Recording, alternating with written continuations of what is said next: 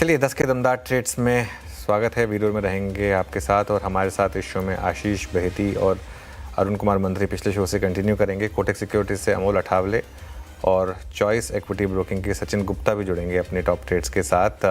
इसके बाद market outlook पर बात करेंगे पाइपर सरिका के फाउंडर और फंड मैनेजर अभय अग्रवाल से। टेक्नो फंडा अप्रोच के लिए जेएम फाइनेंशियल सर्विसेज के पीएमएस के मैनेजिंग डायरेक्टर आशीष चतुर मोहता होंगे। थर्मेक्स में इतना बड़ा एक्सीडेंट क्यों हुआ ये आशीष से समझेंगे कुछ ही देर में, लेकिन इससे पहले एक नज़र मार्केट पर और देखें ज़रा। निफ्टी करीब 35 पॉइंट ऊपर ट्रेड करता हुआ दिखाई देगा।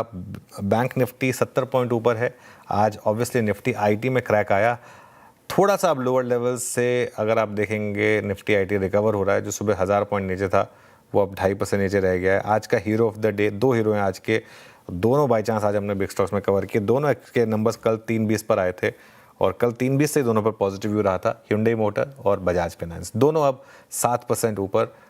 बजाज फाइनेंस निफ्टी का टॉप गेनर, hyundai F&O का टॉप गेनर। इसके अलावा CG power, Hitachi energy, Kaynes tech, ये कुछ और स्टॉक्स हैं। जी वर्नोवा टी&डी, KEI industries, Siemens, tube investment, Glenmark, Divi's labs, Laurus labs, जहाँ पर काफ़ी शानदार तेज़ी आपको देखने को मिलेगी।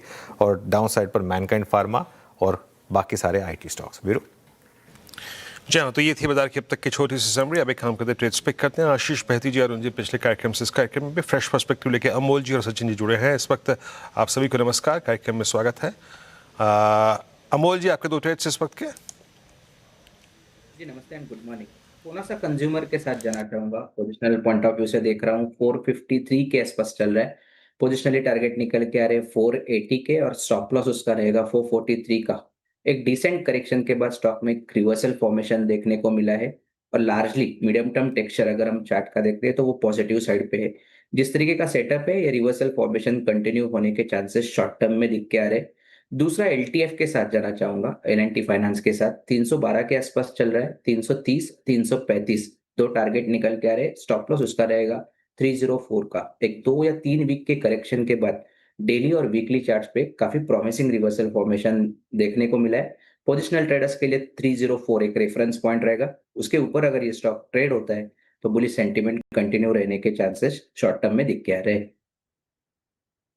ओके, अमोल जी के दो ट्रेड्स हो गए यहाँ पे। अरुण जी, आपके दो ट्रेड्स। जी बिल्कुल वीरेंद्र जी, पहला स्टॉक होगा बीएससी। बीएससी में मुझे लग रहा है एक शॉर्ट टर्म रिवर्सल देखने को मिल रहा है। काफी एक बड़े करेक्शन के बाद 3500 से 3450 के बीच में एक बेस फॉर्मेशन नजर आ रहा है। तो बीएससी में एक कॉन्ट्रा व्यू लेना चाहूंगा। 3560 के आसपास चल रहा है तो बीएससी खरीद सकते हैं। 3520 के नीचे स्टॉप लॉस लगाएं। 3645 तक के टारगेट्स बीएससी में आ सकते हैं। अगेन वीरेंद्र जी, दूसरा स्टॉक जो रहेगा वो रिपीट रहेगा, वो बीएचईएल में रहेगा। बीएचईएल मुझे लग रहा है एक अच्छे मोमेंटम में आज सेकंड हाफ तक जा सकता है तो बीएचईएल को खरीद के चल सकते हैं। 406 का स्टॉप लॉस लगा के बाय करें। 424 तक के टारगेट्स बीएचईएल में आ सकते हैं। ओके, बीएचईएल 411.30 पे। और आशीष बहेती जी, आपके दो ट्रेड्स। मेन पहला जो रहेगा वो तो रिपीट रहेगा। सीमेंस में खरीदारी की सलाह रहेगी। शानदार ब्रेकआउट देखने मिल रहा है और अभी भी स्ट्रेंथ में ये स्टॉक देखने मिल रहा है। तो यहाँ पे इस मोमेंटम को चेस किया जा सकता है। जो स्टॉप लॉस में मेंटेन करना है वो 3730, 3730 का एसएल मेंटेन करे, जो कि इनफैक्ट हमारा टारगेट था पहला, वो तो अचीव हुआ है। बट हमें लग रहा है कि ऊपर में जो नए टारगेट्स देखने मिल सकते हैं वो 3900 तक के लेवल्स देखने मिल सकते हैं। दूसरा जो स्टॉक अच्छा लग रहा है वो पीजी इलेक्ट्रोप्लास्ट। यहाँ पे भी खरीदारी करने की सलाह रहेगी। स्टॉप लॉस जो मेंटेन करना है पीजी इलेक्ट्रोप्लास्ट में 615 का एसएल मेंटेन करें। ऊपर में 640 तक के लेवल्स इसमें भी देखे जा सकते हैं। Okay, PG Electroplast. सचिन जी, आपके दो trades. Very good morning to all. मेरा पहला ट्रेड जो रहेगा वो रहेगा पारस डिफेंस में। ओवरऑल अगर हम देखें तो एक अच्छे कंसोलिडेशन के ब्रेकआउट जो है वो स्टॉक्स पर नजर आ रहे हैं। करंट मार्केट प्राइस पे बाय करने की सलाह होगी। 1190 का एक स्टॉप लॉस प्लेस करना है और 1320 तक के टारगेट्स जो है वो पारस डिफेंस में देखने को मिल सकते हैं।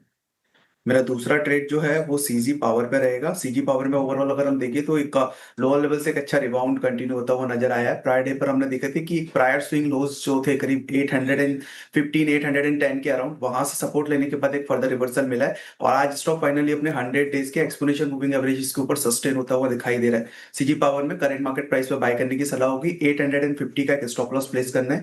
अपसाइड मुझे लग रहा है करीब 930 तक देखने को मिल सकता है। ओके, चलिए ये हो गई आपके लिए आज के ट्रेडिंग आइडियाज़। अब आगे बढ़ते हैं। हमारे साथ पाइपर सरिका के फाउंडर और फंड मैनेजर अभय अग्रवाल जुड़े हैं, उनसे बातचीत करेंगे। अभय जी, गुड मॉर्निंग। अच्छा अभय जी, मैं मार्केट पर तो आपसे बात करूंगा, लेकिन मैं एक चीज़ ज़रूर कहूँगा। एक स्टॉक आपने बताया था हमारे व्यूअर्स को, सेनोरस फार्मा, वो डबल हुआ है हमारे जो उस समय इंटरेक्शन हुई थी उसके बाद से। तो थोड़ा इसके बारे में ये तो 1 महीने का चार्ट है, 1 साल का चार्ट रखें। हाँ, ये देखिए, ये अभी भी है आपके पास, और ओवरऑल फार्मा स्पेस पर अब आपका क्या व्यू है? जी गुड मॉर्निंग अनुज। देखिए, फर्स्ट ऑफ ऑल डिस्क्लेमर जो स्टैंडर्ड है कि ये स्टॉक हमारे पोर्टफोलियो में है, और भी कुछ स्टॉक जिसका शायद मैं नाम लूं वो भी हो सकते हैं पोर्टफोलियो में, तो मेरे कोई बाय और सेल रिकमेंडेशन नहीं है। सोनोरस हमने लिया था, और उस समय करीब साल 1.5 साल पहले मेरे ख्याल से, जब हमको लगा कि एक बहुत पॉजिटिव बिजनेस इन्वायरमेंट बन रहा है अनुज, इनोवेटिव फार्मा कंपनीज के लिए, जो मिड और स्मॉल कैप कंपनीज हैं। कई ऐसी कंपनीज हैं जिनकी लिस्टिंग भी पिछले 3 साल के अंदर हुई है। और फिर मुझे लगा कि चाइना प्लस वन की स्टोरी भी छोड़ दें, पर ये जो कंपनीज हैं ये अब एक फॉर्मुलेशंस कॉम्प्लेक्स थेराप्यूटिक सेगमेंट्स में जा रहे हैं, जैसे ऑन्कोलॉजी है, डायबिटीज है, जहां पे एक जेन्युइन डिमांड है फॉर्मुलेशंस की, ब्रांडेड फॉर्मुलेशंस की, और बहुत अच्छे प्रमोटर्स हैं, कॉर्पोरेट गवर्नेंस भी अच्छा है, और यूएस में और जो डेवलप्ड मार्केट हैं उनमें इनकी बहुत अच्छी रिसेप्टिविटी है। तो जो इन्होंने एएनडीएस फाइल किए पिछले 2-3 साल से, अब वो सब कमर्शियलाइज हो रहे हैं। और इसके अलावा इन्होंने बहुत ही क्लेवरली मैन्युफैक्चरिंग फैसिलिटीज भी अक्वायर करी, कुछ छोटे प्लांट्स कुछ खुद बनाए यूएस में, यूरोप में। तो जो सप्लाई भी करते हैं वो लोकल मार्केट्स के थ्रू करते हैं, तो इनको इंडियन कंपनी या फॉरेन कंपनी की तरह ट्रीट नहीं किया जाता है, इनको ऑलमोस्ट लोकल कंपनी की तरह ट्रीट किया जाता है। तो जब हमने देखा कि रेवेन्यू भी बढ़ रही है स्मॉल बेस से, मार्जिन्स भी बढ़ रहे हैं, प्रोडक्ट पोर्टफोलियो स्ट्रांग है, मैनेजमेंट एम्बिशियस है, तो ना सिर्फ सेनोरिस बल्कि और भी कुछ छोटी फार्मा कंपनीज हैं जिसको हमने ऐड किया पोर्टफोलियो में, और सबने अच्छा रिटर्न दिया है। मैं बहुत बुलिश हूँ इस स्पेस पे अनुज। मुझे लगता है कि जो इनोवेटिव फार्मा कंपनीज हैं स्मॉल और मिड कैप, वो बहुत अच्छा रिटर्न देंगी इन्वेस्टर्स को। दूसरी तरफ मैं कहूँ जो लार्ज कैप जेनेरिक कंपनीज हैं वो शायद डिसअपॉइंट करें, क्योंकि वो अभी भी एक ऑफ पेटेंट जेनेरिक्स बेचने के मॉडल पे काम कर रही हैं, जहाँ पे मार्जिन कम होता रहेगा, और रेगुलेटरी रीजंस की वजह से वो प्रेशर भी रहेगा। बल्कि जो इनोवेटिव कंपनी है उनमें इस तरह का कोई प्रॉब्लम नहीं है इस समय। तो ओवरऑल मैं बहुत बुलिश हूँ। ये हमारा मॉडल पोर्टफोलियो का सबसे बड़ा फार्मा सेक्टर है, 26% हमारा एलोकेशन है फार्मा को, और मुझे लगता है ओवर नेक्स्ट 1-2-3 ईयर ये निफ्टी एज एन इंडेक्स को बीट करता रहेगा।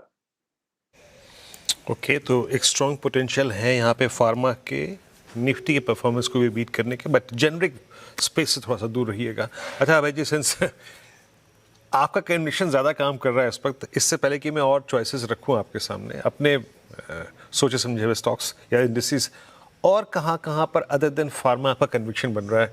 आपने बहुत सारे स्क्रिप्ट्स NBFCs इंक्लूड की हुई हैं अपने पोर्टफोलियो में, और B2B player I think in auto segment, auto sales में वो इंक्लूड किए हुए हैं। और कहाँ कहाँ पर कन्विक्शन है आपका? ये हमारा बहुत बड़ा कन्विक्शन है वीरेंद्र, और मैं जितना ज्यादा देखता हूँ मेरा कन्विक्शन बढ़ता जाता है। पिछले 3 साल से मैं कहूँगा वो पूरा इलेक्ट्रॉनिक मैन्युफैक्चरिंग जो सेगमेंट है, जिसको EMS एक जेनरिक टर्म जिसके लिए यूज किया जाता है EMS, बट मैं कहता हूँ कि ये EMS में बहुत सारे सब सेगमेंट्स हैं, बहुत सारी कंपनीज हैं, कुछ सेमीकंडक्टर्स को केटर कर रही हैं, कुछ डिफेंस को केटर कर रही हैं। सब एक ही काम कर रही हैं, पर वो ये कर रही है कि वो बहुत कॉम्प्लेक्स इलेक्ट्रॉनिक्स जिनको इंडिया इंपोर्ट करता है मोस्टली, उसको वो इंडिया में बना रहे हैं। अब उसके कस्टमर्स जो हैं वो B2C भी हैं, कंज्यूमर ड्यूरेबल्स में हमने देखा डिक्सन एम्बर जैसी कंपनीज के, और काफी कस्टमर्स उसके B2B में हैं, जहां पे सेमीकंडक्टर जैसी कंपनीज हैं जैसे केन्स, सिरमा, और तीसरी तरफ डिफेंस भी उसका एक बहुत बड़ा कस्टमर है। तो अपॉर्चुनिटीज जो कॉम्प्लेक्स एडवांस्ड इलेक्ट्रॉनिक मैन्युफैक्चरिंग में इंडिया में है इस समय वीरेंद्र, मुझे लगता है गोल्डन पीरियड है इन्वेस्टर्स के लिए। अगले 5 साल 10 साल के लिए ये स्पेस बहुत रैपिडली ग्रो करेगा क्योंकि इसको गवर्नमेंट का पूरा सपोर्ट है, कस्टमर्स का पूरा सपोर्ट है, फंडिंग की कोई प्रॉब्लम नहीं है और मैनेजमेंट्स भी एम्बिशियस हैं इन सारी कंपनीज में। तो एक बहुत बड़ी अपॉर्चुनिटी है ईएमएस में और इसमें मैं डिफेंस, इसमें मैं ऑटो इलेक्ट्रॉनिक्स भी इंक्लूड करूंगा, ऑटो कंपोनेंट कंपनीज हैं, ये भी इसमें आएंगी। तो ओवरऑल मैं कहूंगा जो electronic manufacturing, complex electronic manufacturing है, चाहे वो आउटसोर्स हो, चाहे वो खुद का हो, बहुत बड़ी अपॉर्चुनिटी है इस समय वीरेंद्र। बिल्कुल। और एक बार केन्स रखिएगा जरा स्क्रीन पर। आई थिंक केन्स टेक का इंट्राडे रखिएगा। आई थिंक जब सीरीज़ की शुरुआत हुई थी तो एक इंट्राडे प्लीज़ हमने एक व्यू लिया था कि ये उसमें ऑलमोस्ट कल्याण जैसा मूव बन रहा है पिछले कुछ दिनों से। 4.5% ऊपर है ये स्टॉक, ही अच्छा कर रहा है। अभय जी, अब एक बड़ा जो सवाल है वो ये पूरा का पूरा दुनिया भर में जो एक एआई रिवर्सल ट्रेड, चिप शेयरों में पिछले कई दिनों की गिरावट, कॉस्पी में इतनी बड़ी गिरावट और यहाँ पर आईटी स्टॉक्स में रैली, क्या ये एक छलावा था? क्या वापस वो बड़ा ट्रेंड रिज्यूम होगा जिसमें वापस चिप स्टॉक्स में रैली होगी, कॉस्पी में रैली होगी और आईटी स्टॉक्स बैक सीट पर आएंगे, या आईटी में एक बार के लिए आपको लग रहा है कि अब यहाँ से शायद बॉटम बन चुका है? जी अनुज, मुझे लगता है कि पूरा जो सेगमेंट है एआई का, इंडिया में नहीं बट ग्लोबली एक हाइप साइकिल जिसको हम कहते हैं उसमें चला गया था। और इसमें क्या होता है कि इन्वेस्टर्स का पार्टिसिपेशन एक मतलब अनरीजनेबल लेवल में चला जाता है और उसका खामियाजा देर सबेर भुगतना पड़ता है, तो वो भुगता लोगों ने। पर अगर मैं मार्केट प्राइस मूवमेंट्स को, प्राइस वॉलेटिलिटी को छोड़ दूं एक समय के लिए और सिर्फ इस पे ध्यान दें कि अपॉर्चुनिटीज कहाँ हैं लॉन्ग टर्म इन्वेस्टर्स के लिए, तो वो क्लियरली हैं एआई, सेमीकंडक्टर, इन सब स्पेसेस में, क्योंकि वो इनोवेशन ड्रिवन, आईपी ड्रिवन एक ग्रोथ है। एक इन्वेस्टर्स का कंसर्न है कि एआई कंपनीज के मार्जिन प्रेशर में रहेंगे क्योंकि जो टोकन वो जनरेट कर रहे हैं उसकी कॉस्ट बहुत हाई है। पर आप देखिए कल सर्वम एआई ने एक अपना इम्पैक्ट डे किया था, जो इंडियन कंपनी है, अनलिस्टेड यूनिकॉर्न बन चुकी है। तो उन्होंने कहा जो वो टोकन जनरेट करेंगे इंडिया में इंडियन एआई कंपनीज के लिए, वो 1/5 कॉस्ट पे होगा जो ओपन एआई जनरेट करता है। तो उसमें प्राइस एफिशिएंसीज भी आ रही हैं, कॉस्ट भी कम हो रहा है। ओवरऑल मैं कहूंगा, मैं बैक करूंगा एआई कंपनीज के ओवरऑल ग्रोथ ट्रेंड को। आईटी सर्विसेज पे मैं चाहता हूं अच्छा करें, पर मुझे अभी भी नहीं लग रहा कि कोई इनोवेशन की बात हो रही है वहां पे। मैं अभी भी उम्मीद करता हूं कि वो कुछ ऐसी बात करें कि प्रोडक्ट इनोवेशन पे सिर्फ एआई को एज अ सर्विस ना देखें बट एआई को एज अ प्रोडक्ट देखें। अगर ऐसा करेंगे तो मैं डेफिनेटली उन्हें अपना मॉडल पोर्टफोलियो में ऐड करूंगा, पर अभी नहीं करूंगा अनुज। अच्छा अभय जी, इस बार के एफएमसीजी कंपनियों के नतीजे and more specially their volumes, उनको देखने के बाद आपका कोई एफएमसीजी पे व्यू कुछ ऐड करने का, या फिर कंप्लीटली अवॉइड अभी भी है? ये हमने एक थोड़ा मॉडल पोर्टफोलियो में एक छोटा एलोकेशन किया था नेस्ले का, आई थिंक 2-3 महीने पहले। और वो इस बेसिस पे किया था कि एक तो जो वॉल्यूम ग्रोथ हमें दिख रहा था वो एक मार्केट में उस समय एक व्यू था कि मॉनसून अच्छे नहीं होंगे और इसकी वजह से सारे एफएमसीजी कंपनीज को प्रॉब्लम आएगी। दूसरी तरफ से कॉस्ट इन्फ्लेशन होगा बिकॉज क्रूड का प्राइस हाई था। तो मुझे लगा एक अच्छी अपॉर्चुनिटी थी उस समय नेस्ले जैसे लीडिंग स्टॉक में आने की। प्रॉब्लम यह है कि ये बहुत महंगे स्टॉक्स हैं और मुझे लगता है कि अगर कभी भी इनका मल्टीपल करेक्ट हुआ तो इन्वेस्टर्स को इम्पैक्ट आएगा रिटर्न का।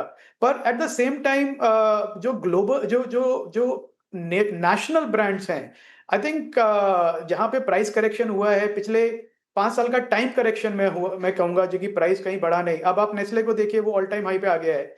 तो आई थिंक एक अपॉर्चुनिटी है डेफिनेटली इन्वेस्टर्स के पास उन स्टॉक्स को बैक करने की जो नेशनल लेवल के ब्रांड्स हैं और जिन्होंने काफी लंबा टाइम करेक्शन देखा है, करीब 35-40 टाइम के पी मल्टीपल पे चल रहे हैं। आई थिंक वो डेफिनेटली एक डिफेंसिव पोर्टफोलियो में उनकी जगह है। टू व्हीलर पॉकेट में बहुत शानदार मूव्स रहे। बजाज, टीवीएस, आयशर, किसी स्टॉक ने पलट के नहीं देखा है पिछले कुछ हफ्तों से। यहाँ पर आपकी टॉपिक्स क्या होंगी?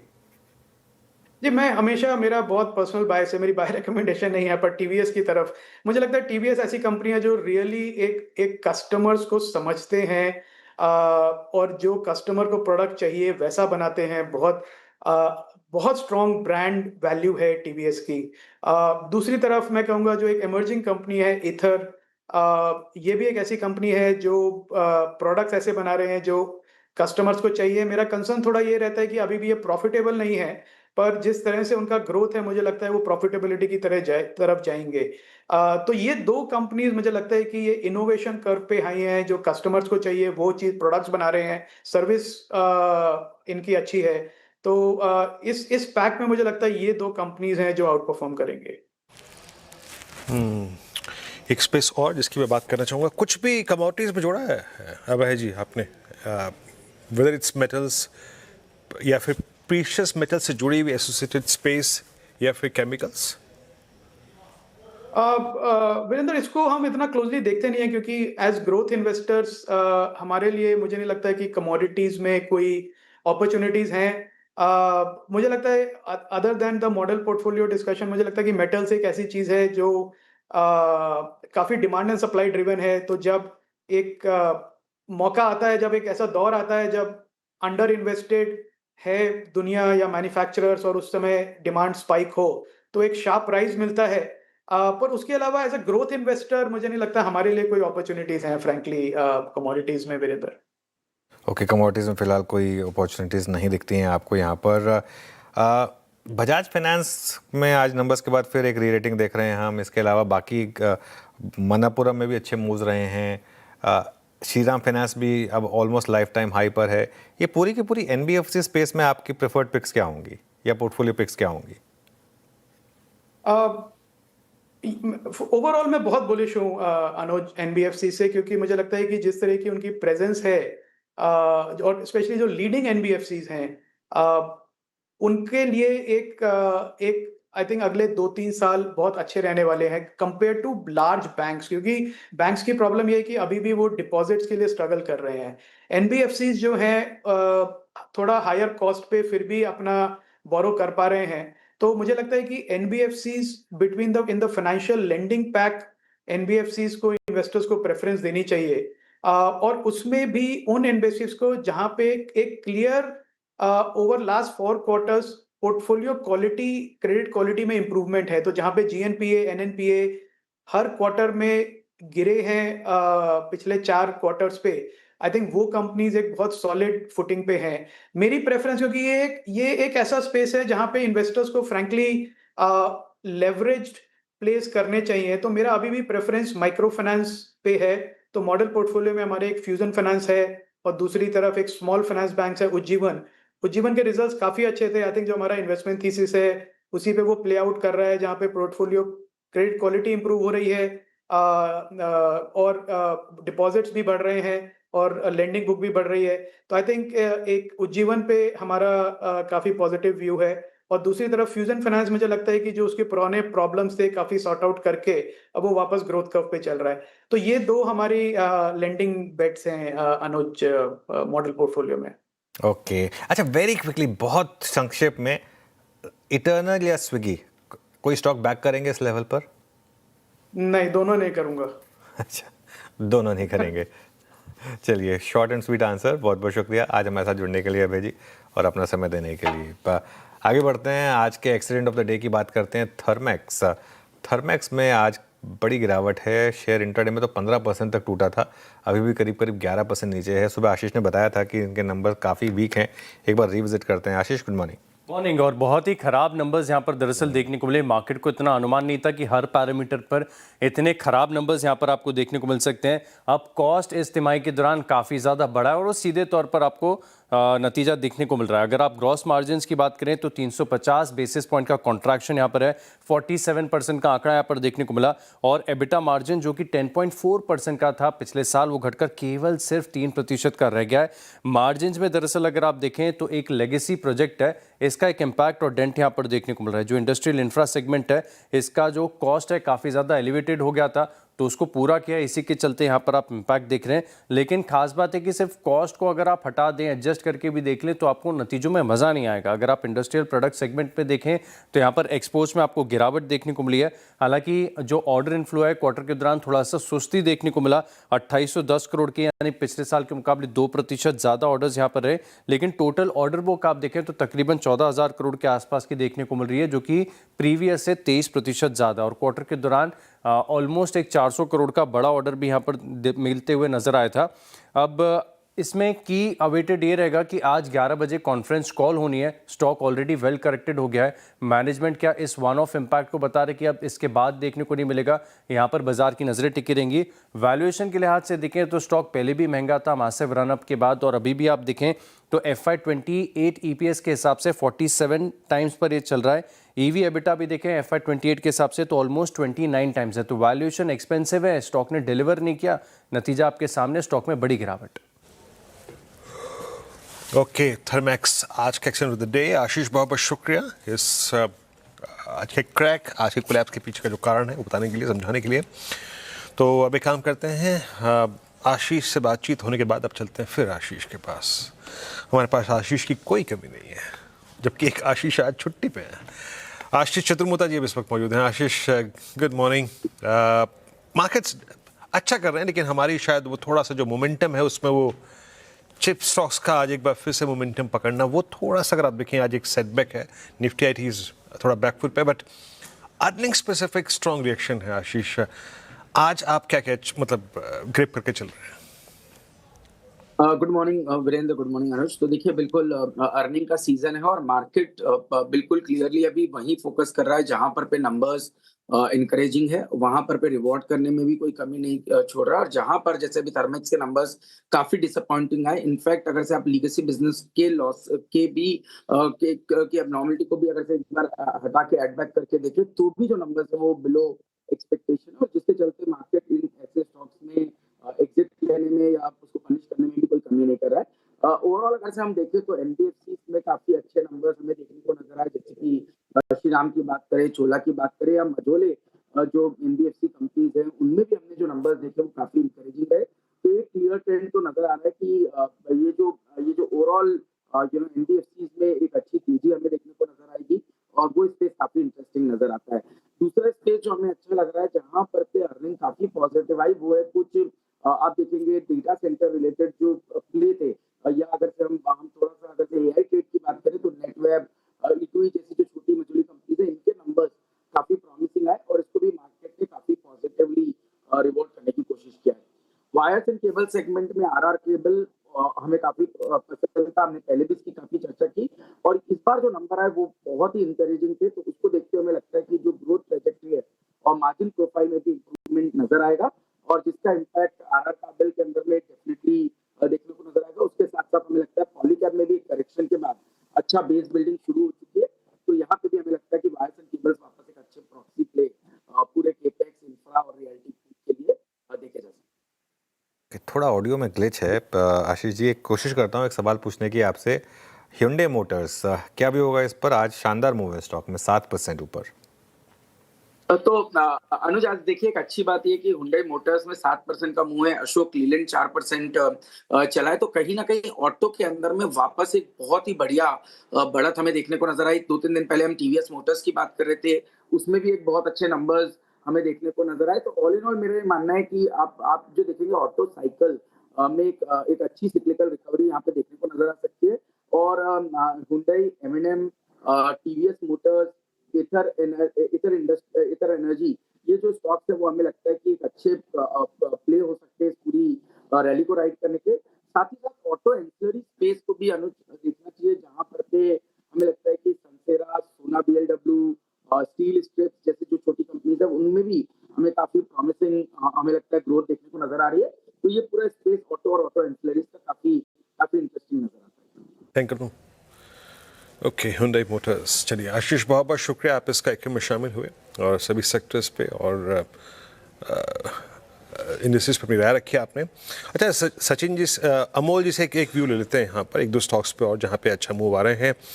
ये अमोल जी जरा बस देखिएगा, मारुति का pre numbers placement it's 14 to 80 D high पर आके ट्रेड करता हुआ 200 रुपये 250 रुपये कल से आज तक चल चुका है।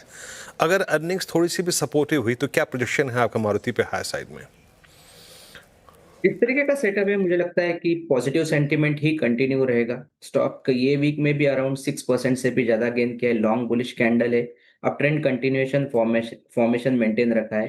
पोजिशनल ट्रेडर के लिए 20 डे सिंपल मूविंग एवरेज या फिर 13,800 एक इंपॉर्टेंट लेवल रहेगा। जब तक उसके ऊपर है सेटअप पॉजिटिव है। Immediate resistance 200 day simple moving average का है, जो लेवल के हिसाब से 14,625 के आसपास आता है।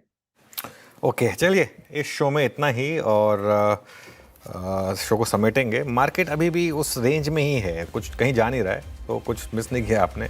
वही 24,300 से 400 के बीच की जो रेंज है। बैंक निफ्टी भी उस रेंज में और निफ्टी आईटी थोड़ा लोअर लेवल से रिकवर हुआ है। आज मिड कैप में अच्छी स्ट्रेंथ है, लेकिन अभी के लिए एडवांस डिक्लाइन, थोड़ी शुरुआत फीकी रही थी, लेकिन एडवांस डिक्लाइन अब अच्छा खासा है, 2:1 के करीब और एडवांसेस के फेवर में है। इस शो को समेट रहे हैं, इसके बाद श्रेया के साथ देखिए आप ट्रेडर्स हॉटलाइन।